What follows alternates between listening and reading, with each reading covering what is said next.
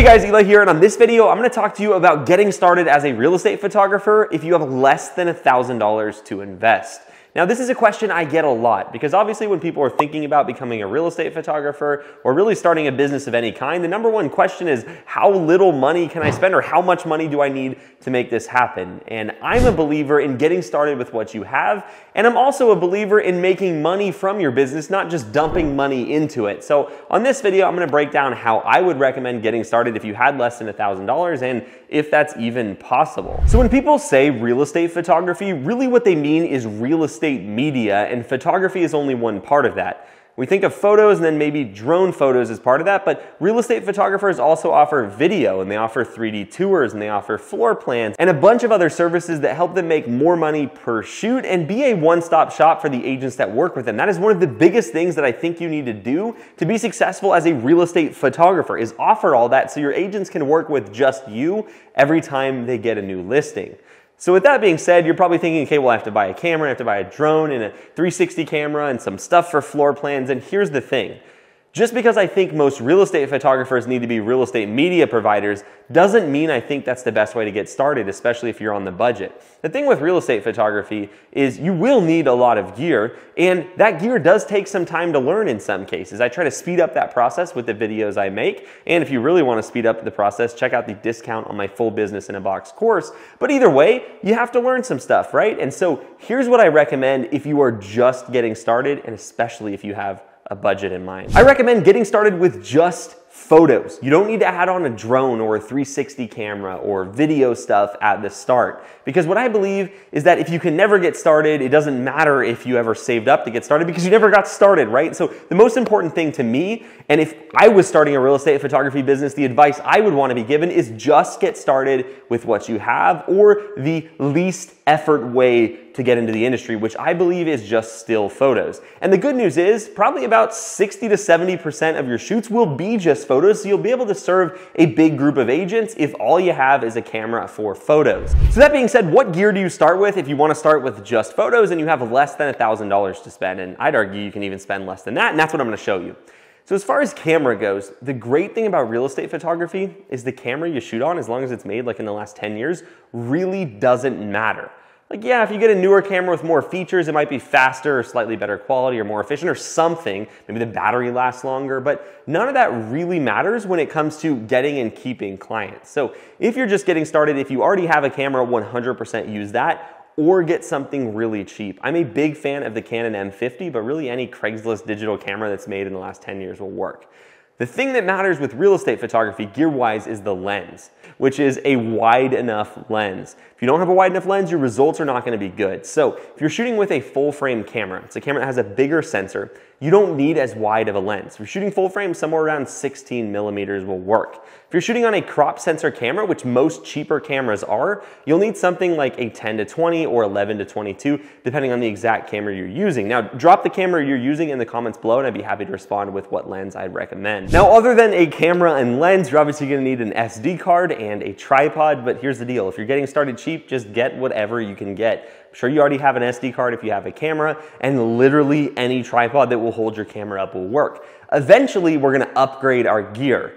But when you're just getting started, I think one of the biggest mistakes that people make is they use the fact that they don't have the right gear as a reason not to get started. And maybe that's because they truly believe they don't have the right gear, but I think oftentimes it's because that's an easy excuse. Starting a business is hard. No one says it's easy, and we know that. And so I think we put things in between us and the result we want to make us feel better about our not taking action.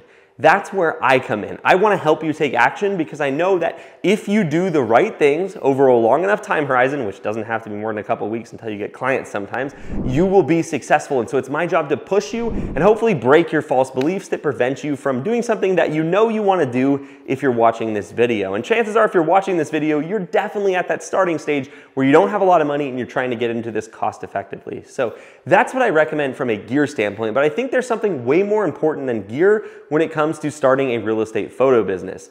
If you want to look at more of my gear recommendations, those are below, but now let's talk about what's more important. And that is that the gear you have or the gear you don't have really makes no difference in your business. There are people with $10,000, $12,000 worth of the best camera gear out there that I know that don't have any business. And there are people that have a ton of business with very little camera gear. And I have a story to tell you that I think you'll really like because it shows what it takes to build a successful business. I hosted a workshop in Texas. It was an in-person workshop, and we had 10 or 11 people come and join us to learn how to shoot real estate video. And I was talking to a guy after we were almost done with the workshop outside, and I asked him how his business is going because we'd spent most of the day talking about how to actually shoot videos, and he was like, you know, it's great. And he told me that his business had done $10,000 in revenue the month before. He'd been in business for like 8 months. So I was super excited about that, but that's not the funny part. The funny part is that, I don't know, 2-3 minutes later in the conversation, he had a technical question. I was like, wait, what camera are you using again? And it was inside on his tripod. And he was like, it's the camera you recommend in the course, which was the Canon M50, a cheap entry-level camera. But that's not the point. The point is that this guy who had made $10,000 the month before, I think it was September of that year, literally didn't know off the top of his head what type of camera he was using, but he was successful. And that's because what he focused on was actually getting clients and serving them well. Your clients don't care what this is. They care what you are delivering to them. They care about your service. They care about how soon you can get them in. They care about how nice you are to their sellers and how willing you are to spend 10 minutes cleaning up. And so the best advice I can give you when starting a real estate media company is don't focus on the gear because it literally isn't going to grow your business. We have over 5,800 students in my course, Real Estate Photographer Pro, and the ones who grow are the ones like I told you about in the story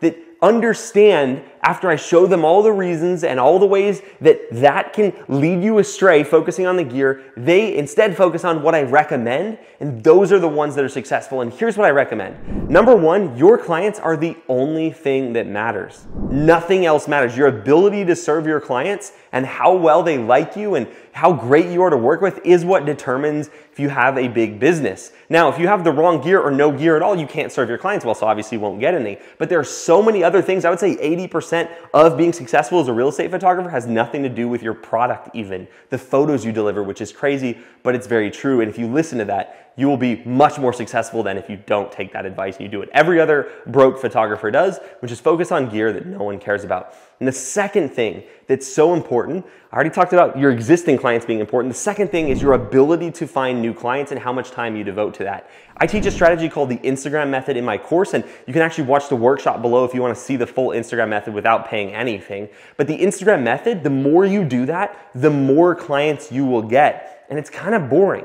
And it doesn't involve cold calling, which I like, but it's kind of boring, so people don't want to do it, but it prints money if you do it right. So those are the two things I want to leave you with. If you're just getting started with any gear that you can possibly get your hands on and a wide enough lens, you can take awesome real estate photo. The real secret is it's all in the editing, and you can outsource that easily. Watch my workshop if you haven't, because I talk about that. But if you know that, then gear especially doesn't matter. And the biggest thing you can do is get started. And so that's what I want to encourage you to do today. Make a plan, commit, and write it down when your first shoot is going to be. Commit when you're going to be ready to do that first shoot because you've taken some practice photos of your own house, and make commitments to yourself so you actually get moving, because that's the thing that makes the difference whether you have a successful business or you're just another person who wants to do something who never takes action and never gets any results. That's all for this video. Watch the workshop link below if you're ready to get started, and I'll see you in the next one.